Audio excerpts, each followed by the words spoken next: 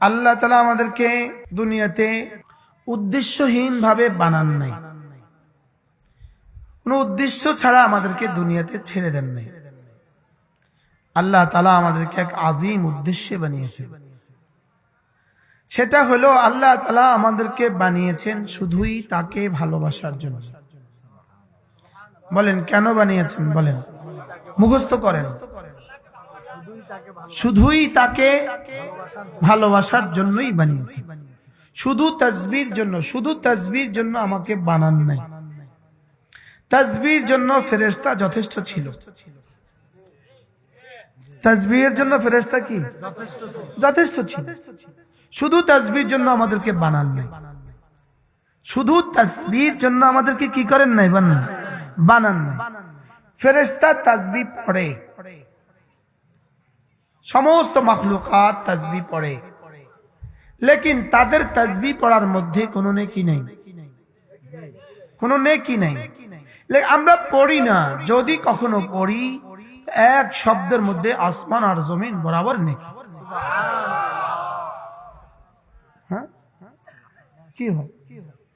ওদের কোটি কোটি তাসবির মধ্যে কোনো নেকি নেই, আর আমাদের এক তাসবিহ ওদের চেয়েও ভারী। যেন ফেরেশতা জিজ্ঞেস করে, আল্লাহ বুঝে তো আসে না, এদেরকে এত দিচ্ছেন কেন, আমাদেরকে দিচ্ছেন না কেন? রব বলেন, তোমরা পড়ছো খিলকাতান, সৃষ্টিগত ভাবে, আর ওরা পড়ছে মুহাব্বাতান, ভালোবাসায়। সুবহানাল্লাহ। আমরা পড়ছি কেন বলেন? এই যে আপনারা এখানে আসছেন, শুধুই কিন্তু ভালোবাসায় ছুটে আসছেন। বাস্তব না বাস্তব বলেন? আমরা এখানে ছুটে আসছি কেন? শুধুই আল্লাহ তাআলার ভালোবাসা। তো আল্লাহ তাআলা বলেন, যদি তোমরা আমাকে ভালো না বাসো, আমি আরেক দল বানাবো, আরেক দল বানাবো যারা আমাকে ভালোবাসে। আজীব। যদি তোমরা আমাকে ভালো না বাসো, বলেন, যদি তোমরা আমাকে, আমি আরেক দল বানাবো যারা আমাকে। এখন বলেন তো দেখি, এটা আল্লাহর পক্ষে সম্ভব না অসম্ভব? আল্লাহ তাআলা বলেন, ওয়া ইয়ারতাদ্দা মিনকুম আন দীনি, তোমাদের মধ্যে কেউ যদি দ্বীন ছেড়ে দাও। দ্বীনের খোলাসা আল্লাহর ভালোবাসা। সুবহানাল্লাহ। ইবাদত কাকে বলে? হুয়াল খুশু ওয়াল খুজু বিল হুব, ভালোবাসার সাথে নিজেকে লীন করে দেওয়া। সুবহানাল্লাহ। বলেন, ভালোবাসার সাথে নিজেকে বিলীন করে দেওয়া। এজন্য ইবাদতের সর্বশ্রেষ্ঠটা হলো সেজদা। সেজদা ইবাদতের সর্বশ্রেষ্ঠ হলো কেন? সেজদা নিজেকে বিলীন করে দেওয়ার সর্বশ্রেষ্ঠ উপায়। সুবহানাল্লাহ বলেন। ওয়াদউল জাবহাতি আলাল আরদে, তোমার সবচেয়ে দামি তোমার পেশানি, তোমার ললাট আমার ভালোবাসায় জমিনে রেখে দেওয়া। এটা আমার বিনয়ের চূড়ান্ত সীমা, এজন্য এটা ইবাদতের চূড়ান্ত সীমা। ওই আয়াতে কারিমা পড়া যাচ্ছে না, পড়লেই সেজদা দিতে হবে। আল্লাহ তাআলা বলেন, যদি তোমরা আমার কাছে আসতে চাও, আমার নৈকট্য অর্জন করতে চাও, তাহলে শুধুই সেজদা লাগাও। আমি আয়াত পড়ছি না কেন? এটা আয়াতে সেজদা। যদি তোমরা আমার নিকটতম হতে চাও, বলেন,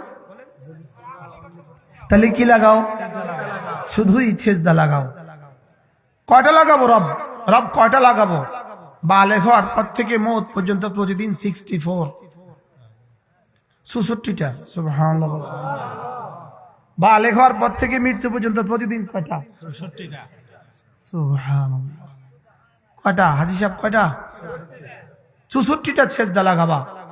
ফজরে 4টা, যোহরে 20টা, আসরে 8টা, মাগরিবে 12টা, এশা, এভাবে 64টা।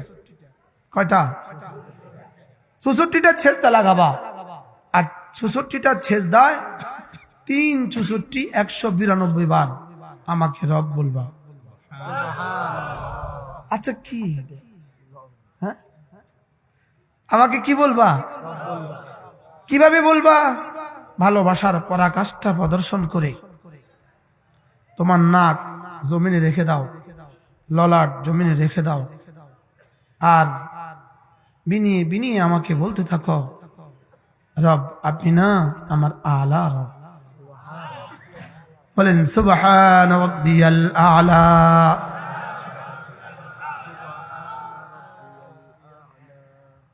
আমি বললাম রব্বুল আলামিন আপনাকে আমি ভালোবাসি। রব বলেন তাইলে আকবার শুধু আমাকে বলবা, আজিম শুধু আমাকে বলবা, আলা শুধু আমাকে বলবা। আমি সবচেয়ে বড় আকবার, আমি আকবার মিন কুল্লি শাই, আমি সারা পৃথিবীর সবচেয়ে বড়। এটা তুমি আমাকে প্রতিদিন বলবা 278 বার। কতবার? 278 বার। কতবার? তাও আবার আজানে বলবা 4 বার, একামতে বলবা 4 বার, আবার শেষে বলবা 2 বার, শেষে বলবা 2 বার। এভাবে এক আজান আর একামতে হবে 12 বার, 12 বার। সুবহানাল্লাহ। আজানে 6 বার, একামতে 6 বার। কতবার? 12 বার। আবার জোহরে 12 বার, আবার আসরে, আবার মাগরিবে, আবার এশায়, আবার ফজরে। এভাবে চলবে, আমাকে আকবার বলা এভাবে চলবে। শুধু বলবা আল্লাহু আকবার, আল্লাহু আকবার, আল্লাহু আকবার, আল্লাহু আকবার, আল্লাহু আকবার। আমেরিকা ছোট, আল্লাহ বড়। ইসরায়েল ছোট, আল্লাহ বড়। সুবহানাল্লাহ বলে না? ইসরায়েলের সমস্ত ক্ষমতা ছোট, আল্লাহ বড়। এই কথাটা সাহাবাদেরকে রব্বে কারীম 13 বছর ধরে প্র্যাকটিস করিয়েছেন। 13 বছর ধরে, 13 বছর ধরে শুধুই শিখিয়েছেন আল্লাহু আকবার। আজানে শিখিয়েছেন আল্লাহু আকবার, ইকামতে শিখিয়েছেন আল্লাহু আকবার, আবার তাকবীরে তাহরিমা আল্লাহু আকবার, আবার রুকুতে যাওয়ার সময় আল্লাহু আকবার, আবার সিজদা যাওয়ার সময় আল্লাহু আকবার। এটা বলো বলো বলো বলো বলো বলো বলো বলো বলো বলো, বলতে বলতে দিল দিমাগে কথা ঢুকাও, আমি সবচেয়ে বড়। এবার বদরে বের হয়ে যাও, খেজুরের ডাইলা নিয়ে বের হয়ে যাবা। আল্লাহু আকবার বলে খেজুরের ডাইলা মারবা। তোমার আল্লাহু আকবার বলার দায়িত্ব তোমার, খেজুরের ডাইলা দিয়ে গর্দানটা ফেলে দেওয়ার দায়িত্ব আমার। কি ঠিক যেই সবক বদরে 13 বছর ধরে রব্বে কারীম যে সবক বদরে দিয়েছেন, আল্লাহর কসম আজকে সেই সবক দ্বিতীয়বার জিন্দা হচ্ছে ফিলিস্তিনে। ওদের পাথরের মধ্যে কি শক্তি, এদের পাথরে ওদের ট্যাঙ্ক জ্বালায়া দিতেছে কেমনে, এদের পাথরে ওদের ট্যাঙ্ক জ্বালায় কেমনে, এদের একটা কাঠের বন্দুকে ওদের ট্যাঙ্ক জ্বালায় কেমনে। রব বলেন পাথর ছোড়ার দায়িত্ব তোমার। আল্লাহু আকবার বলে পাথর ছোড়ার দায়িত্ব তোমার, ট্যাঙ্কে আগুন লাগা দেওয়ার দায়িত্ব আমার। ওয়া মা রামাইতা ইয রামাইতা ওয়ালাকিন্নাল্লাহ রামা। রব বলেন তুমি মারো নাই, আমি মেরেছি। তুমি শুধু ধুলো নিক্ষেপ করেছো, সবার চোখে আমি পুছিয়ে দিয়েছি। বদরের রাসূল ধুলো, শুধু ধুলো ফুদিয়ে দিয়েছেন, ধুলো। আচ্ছা কত জোরে মারলে 1000 মানুষের চোখে ধুলা ঢুকবে? হ্যাঁ, একটা মানুষ কত জোরে মারলে 1000 মানুষের চোখে ধুলা ঢুকবে? তাও 1000 মানুষ শুধু এক জায়গায় দাঁড়ানো না, পুরা বদরের প্রান্তরে। জোরে বলেন, পুরা বদরের প্রান্তরে ছড়ানো ছিটানো। আর রাসূল এক মুষ্টি ধুলো নিয়ে ওমা রামাইতা ইয রামাইতা ওয়ালাকিন্নাল্লাহ রামা ফু দিয়ে দিয়েছেন, সবগুলো চোখে ঢুকে গেছে। তিনি আছেন আগের মতোই, বদলে গেছি আমরা। কি তিনি আছেন কি? এই জন্য আল্লাহু আকবার।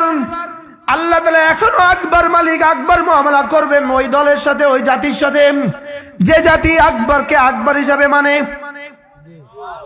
যে জাতির কলিজা রব্বে কারীম আকবর, যে জাতির কলিজা রব্বে কারীম কি, যাদের কলিজায় আল্লাহু আকবার আছেন, এদেরকে নত করবে পৃথিবীর কোনো শক্তি নাই। আরে ইনশাআল্লাহ বলে না? ইনশাআল্লাহ। ফিলিস্তিনিরা এখন কিভাবে বুঝতেছে আল্লাহ কত বড়? কেমনে বুঝতেছে? হ্যাঁ, আচ্ছা কি পরিমাণ রব প্রতিদিন প্রশিক্ষণ দিতেছে এদেরকে আল্লাহু আকবার। কি তিনি আছেন আগের মতোই, বদলে গেছি আমরা। আমাদের আকবর আর আকবর নাই, আমাদের আজিম আর আজিম নাই, আমাদের আলা আর আলা নাই। আমাদের আকবর শুধু শব্দ আছে, আমাদের আজিম শুধু শব্দ আছে, আমাদের আলা শুধু শব্দ আছে। যদি এটা হাকিকত হয়ে যায়, আল্লাহর কসম ফিলিস্তিনিদের এই আন্দোলনের সাথে আল্লাহর কসম সারা পৃথিবী থেকে কুফরি শক্তি মিশবে। বলেন না ইনশাআল্লাহ? আবার বলেন ইনশাআল্লাহ। ইনশাআল্লাহ বিশেষ না? আরে বলেন ইনশাআল্লাহ।